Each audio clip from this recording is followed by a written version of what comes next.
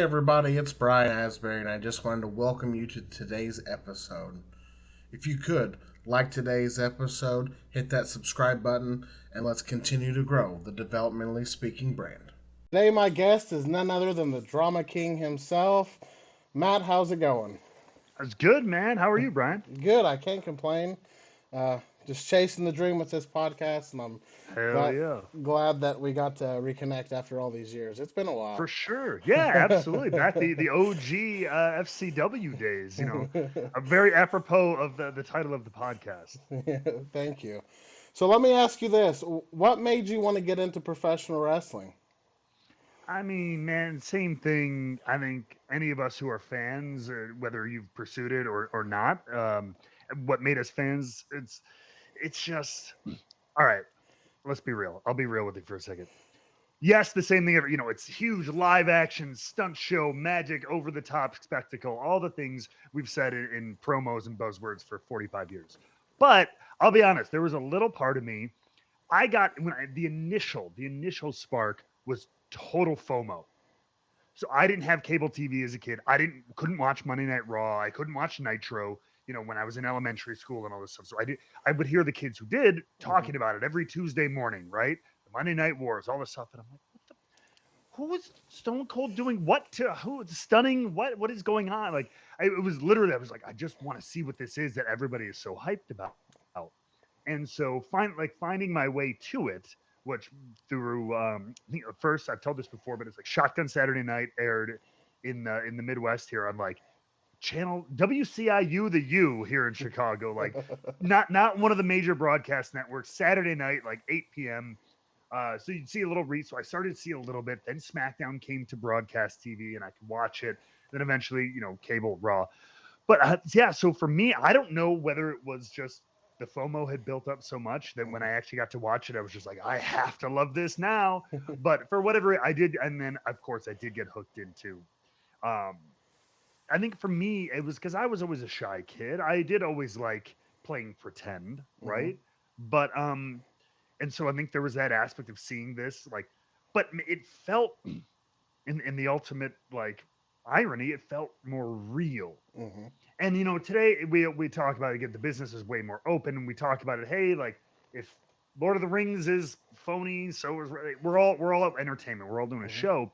But at the time, still being live in front of an audience, but it's still on like major TV every week. It felt a little bit more authentic than like a produced TV shows, which are amazing, and movies and stuff, which are amazing, incredible in their own right. But something about, yeah, like it felt like theater being broadcast into your home every week because, Mhm. yep, there's one take. You don't get to go and cut and do it again unless you're Scott Hall, cut, take two, back in the old Saturday night's main event days when they did tape. But yeah, there was something about that. Like, again, raw to be punny here. Like there Mhm. was something a little bit more. It was live. It was in your face, but at the same time, kind of a little bit of like fantasy with all these characters playing these roles and super high stakes and super high over the top and spectacles. So that's a very long answer to all of that stuff. So, at what point did you decide that this is something that you were going to pursue?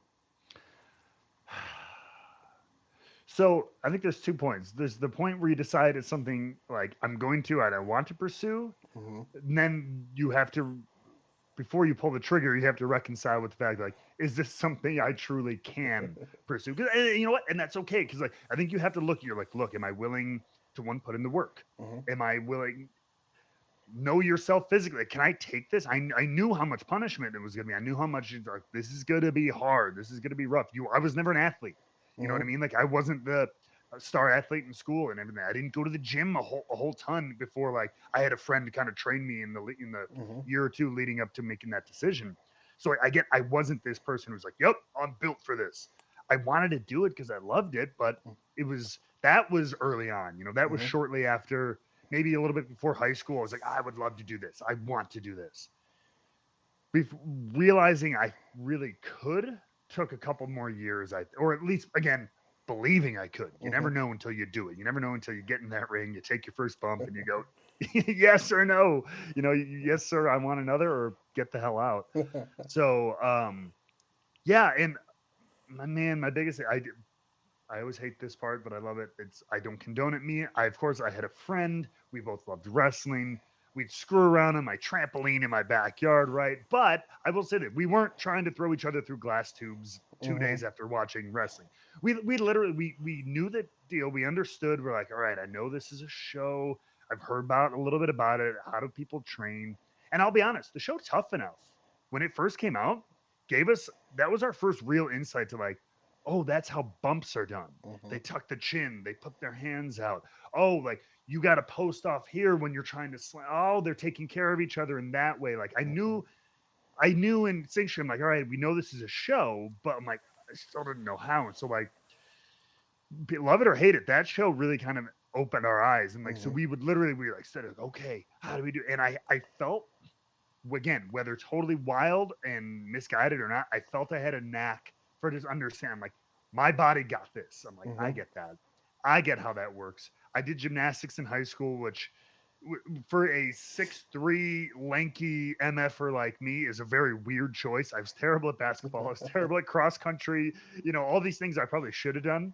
But I did gymnastics, and honestly, it helped me because it was just I understood controlling my Mm-hmm. body way more as opposed to just like you throw it all as hard as you can. Like, no, wait, I need to control where it's going, the directionality of my entire body and everything like that. So stuff like that helped. And by the time I hit college was kind of that point I was mentioning before where it was like, okay, this is something I seriously want to do. Let's start looking into things. I feel like I can do it. I won't know until I know, but like I started making plans at that point as I studied theater in college and started making plans for kind of post graduation and everything. Where did you start training at? I started training at FCW. I weighed a lot of options. Of Mm-hmm. course, it would have been easier probably to stay here in Chicago, but it has since changed. But at the time, there weren't really any great Mm-hmm. schools in the area. If I would have wanted to go to another good school, I probably would have had to do like one of those drive 5, 6 hours, maybe Mm-hmm. towards Ohio or something like that. And that was not feasible for me at the time. So what I did do though was like, okay, I want to get to WWE. I want obviously at some point, and so if I'm gonna learn, I want to learn because that was one thing that I did get because I in that lead up I did meet some people Mm-hmm. locally and like stuff like I met this. I wish I could remember his name. He was super nice. This local EMT in Chicago, who like my dad's friend's mechanic knew this guy, right? But he was the EMT at a lot of local indie shows and stuff in Chicago, and so he knew like the Road Warriors. He knew a lot of the guys who came through here and all this stuff. So he sat down with me and kind of gave me his very tertiary, like, all right, here, like he was not a wrestler, but he was just Mm-hmm. like, I've seen these guys do this. They've always said this. I've talked at length with these guys and everything. So he just gave me my first little Mm-hmm. peek, and yeah, I learned. I'm like, get a good education, and that's one of the things I still preach today is get a good education. I'm not telling you you have to go to Seth Rollins Academy. If you Mm-hmm. can, great. You're going to get a good Mm-hmm. education, right? That's amazing. But if you can't do that, I understand. My thing is always learn from somebody who's made a living in this business, and I Mm-hmm. think that goes for anything. And you're going to train under someone who's been able to make it a career, part time, full time, whatever. But like, if you're learning from someone who can't even pay their electric bill off of this industry you're trying to break into, they Mm-hmm. might not be like ever. They've never been able to do that for any stretch of time. They Mm-hmm. might not be your best resource. So I saw the FCW. I would stalk their website and everything because I wanted to see how to get in there. They offered beginners classes, and I was like like I can go to train there. I didn't exactly get how it worked, so I signed up for it. Lo and behold, Steve Kern, who owned FCW at the time, while it was developmental, offered a night class, like 3 nights a week for 3 months at a time. And you came down, got yourself down there, you put yourself up, but they Mm-hmm. offered the class. So I was like, you know what? I'm going to learn how they work because that's my goal. So at least I'm going to have that as my base, and we'll see if I can get there, one day, someday. And sure enough, I rented a room off Craigslist and off of a guy in Tampa, packed up a duffel bag, landed, bought the one thing I say, I bought a bike from the Target that was a couple blocks away. So I got around on a bike, and yeah, got a little part-time job at a gym, and just started training. Thank God, and I was so lucky. the guy he had teaching that night class at the time was Norman Smiley. And talk about another guy who one not only is just a great mind and Mm-hmm. a great technical like spectacle of a human, but like also has shown a really great knack, and I learned this early, for working with new incomers and stuff like that. He Mm-hmm. continued to do that at the performance center and everything, and that's kind of his one of his key roles. Yeah, I would imagine it still is with WWE at the PC and everything like that. He kind of takes in the new people who've never wrestled before, people who kind of are learning the ropes for the first time, and he's so good because he's so kind and measured, but gives you a really great foundation. And so, like, that was the best beginning I could have asked for. So how you did the night classes, and then how long before was it immediate pickup, or was there some time in between they There offered you was a a deal? yeah, there was a little time, and I am the absolute exception. And Mm-hmm. I understand that because here's the thing: that class, people knew it was associated with Mm-hmm. FCW, which was developmental at the time. So there were a lot of people, in my class included, that kind of treated it like, oh, this is my tryout, right? Mm-hmm.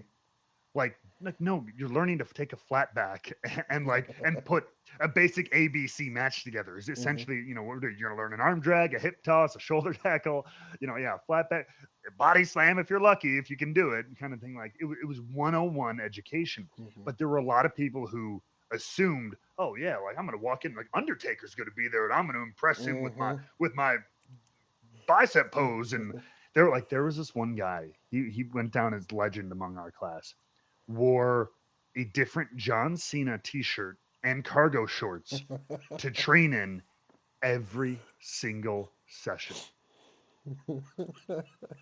And to his credit, they were different t-shirts each time. He had a closet full. Um, but this guy assumed he was going to be, Mm-hmm. again, he was going to get noticed, going to get picked up right there. He's going to be scouted from this. Like, this isn't a tryout. Mm-hmm. I mean, you might get some lucky, somebody happens to be there, hanging overtime or whatever. Maybe, but Mm-hmm. no, this was coming in, learning 101 wrestling from a great mind in Norman Smiley. So, no, for me, it was I had a great rapport with Norman, Mm-hmm. and so I did the class. It went really well. Again, good relationship with him, good relationship with a couple other people, students in the class, and at the end of the class, we actually you do like a show, Mm-hmm. and they do invite some of the FCW talent to come watch it, to be in the audience and everything, which is both really cool and really intimidating. But I had some great feedback and rapport with some of the guys who came backstage afterward and just kind of like chatted with the students and everything like that. Damian Sandow was there at the time, Aaron Stevens, as well as Xavier Woods was there, Wyndham, Bray Wyatt was there. A lot of people who had a lot of nice things to say. So it was very very cool. But so I mean I went home back to Chicago just like, okay, it begins, right? I mean, let's go. Indies. I knew a couple guys, like friends of friends who were on the independents, and like asked them to help me if there's any way to get on shows or get into training, all this stuff. So I started doing that. I worked a couple of shows, like you do at the beginning, one a month, maybe if you're Mm-hmm. lucky, one or two here. But I'm the exception because about 6 months later, I got an email from Ty Bailey at the time, who was the talent relations guy at WWE, um, out of the blue, and I was like, "What?" Because I'm like, why me? I'm like, I've had like 8 matches under Mm-hmm. my belt, like on the indie scene under my belt. I'm like, I'm still kind of figuring my stuff out and everything like that. But and then I subsequently got a call from Norman, who was like, hey, like Ty, like they were asked around, they asked if I had come across anybody who I thought would be potentially a good pickup. He goes, I threw your name out there. He goes, I can't promise you anything. He really made sure, he goes, this is not like a deal. This is not a deal. He goes, I goes, I think you got a lot of potential. And I just put it out there. He goes, but whatever happens, happens. And I was extremely grateful, of course. But sure enough, followed up with Ty Bay. It just kind of followed up. They were looking to bring on people, and they took a chance, and they shot me a deal. Super basic developmental deal at the time, but Mm-hmm. it was pretty awesome. It was absolutely, at the time, it was a dream come true. Oh yeah. How was the FCW? Because you were in that almost transitional phase to where NXT was was coming. FCW was there, but it was closing. And how was that whole era there?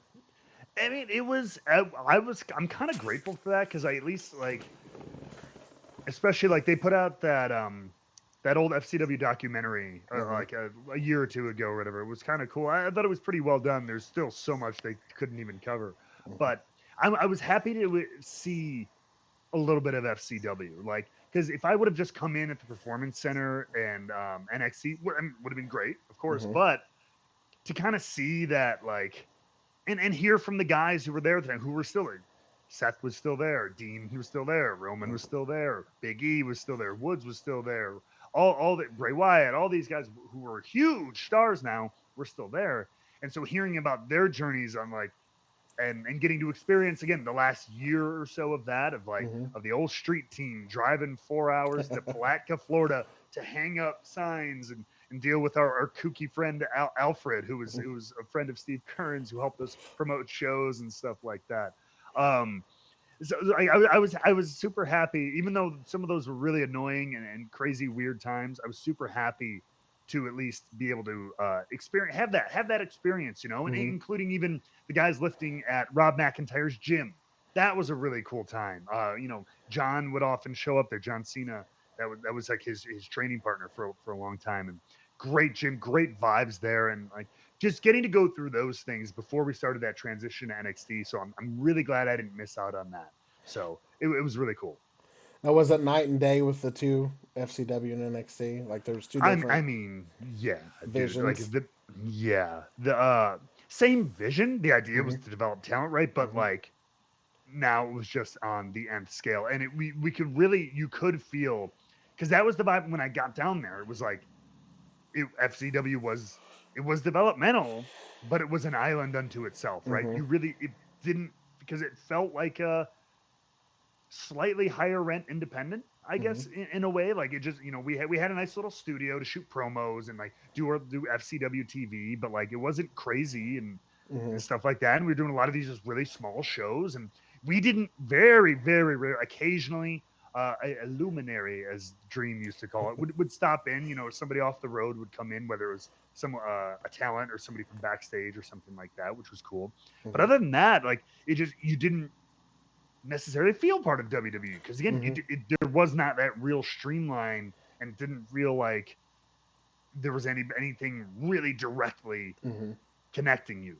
So you really did feel like an island unto itself. At NXT, the Performance Center, that all changed. I Hmm. mean, you had people there all the time. They started like filming things there, like for TV and stuff like that. And then, of course, as NXT TV ramped up and all the everything at Full Sail, it became that beginning, that primordial ooze of Hmm. NXT was very cool to see. But 100% from the moment we moved, from the moment they told us we're like, hey, we're packing up, we're moving to Orlando. I got to see like the PC in like the early days before it was fully finished. We got some of those tours and stuff, and it was like, all right, Hmm. this is legit. I so I got to see OVW a little bit up in Louisville, and then I got to see FCW a little bit, and it was two different things. I don't know if it was just Jim Ross was like, let's send Kurt Angle, let's send Benoit, let's. They sent all these people down there to work with talent, but then FCW it was hit or miss, like you were saying. Like, yeah. Yeah. That kind of thing didn't happen. You didn't see people come off the road Hmm. or too much. Occasionally, we had special guests every now and then, but not to the degree of like you said the stories you heard Hmm. about some of the others. Yeah. And so when did the Drama King was that was your idea? Was that theirs? Was it a mixture? Because I That remember I was at Full Sail and you started doing like I remember the lights went off, you had the spotlight on, and you started doing your. I remember being there for that, but how did that come about? that was about a year in the making. Hmm. Um, that was me. That was my idea. That was something I wanted to do from the moment I got there. I Hmm. knew that was going to be my angle because I'm like knowing the other a lot of other people in the wrestling business. I'm like, ain't nobody a theater geek. All right, there Hmm. man. Since then, I have met a few, but like, ain't nobody. And like, I can. So I'm like, one, that was what I had always heard. Right, find something in your real personality, and crank it up. That's the stone cold advice. You know that we all hear and everything like that. Find it, turn it up. And I'm like, well, that's legit. I have a legit background in it. I do know a little bit of Shakespeare. I've worked in operas. I've done all this. But I also knew it just is that self awareness. I'm like, I know like that's not the wrestling audience. Mm-hmm. Yeah, and I'm like, and I know too many in the wrestling audience and probably in the locker rooms, it would come off as super kind of just pompous or Mm-hmm. pretentious for sure. And I'm like, I always wanted to be a heel and all that stuff. So I was like, yes, I really want to take it, make it seem like like people have talked about the steps. There was heat too on like The Rock for leaving to go to Mm-hmm. Hollywood, for Cena who seemed like he was starting to do that. There's a little bit of heat. So I was like, what if you had a wrestler who came out and admittedly was like, I am using this as a stepping stone to greater stardom. Mm-hmm. I don't care about you. This is TV. Even to I don't even if it's not movies, Broadway. I'm using this as a stepping stone to Broadway. How dumb would that idea be? But yeah, so I wanted to do that, but it took a long, especially as like I said, those early days of Full Mm-hmm. Sail and NXT, they were establishing your Bo and Neville and the Ascension and all this stuff. So it took about a year after we got to Orlando or so before we got all the way around to that, and they finally were ready to go with that character, which is good because it gave me time to get just more confident and Mm-hmm. better in the ring and everything like that. But I had tried several different uh, things in promo class because that was the thing. Everybody had their ideas they wanted to do, Mm-hmm. but then Dusty would always be like, "Okay, we've seen this 12 weeks in a row. It's good. Like, do something else." Mm-hmm. Which was great, which I always think is a great idea because I think a lot of wrestlers can get stuck in the like, no, I'm the guy in black who Mm-hmm. middle fingers people. Mm-hmm. That sounds weird. Who gives people the middle finger? Don't misquote me, folks. But yeah, so like it was great. It was always fun to be there with Dream and try different things. But yeah, Drama King was something I wanted to do since the beginning, and it took about year and a half to finally land what you saw on NXT TV. When it was time to do the main roster, was it always a tag team at first, or was there any talks of you going up as a singles? No, that was Yeah. always yeah.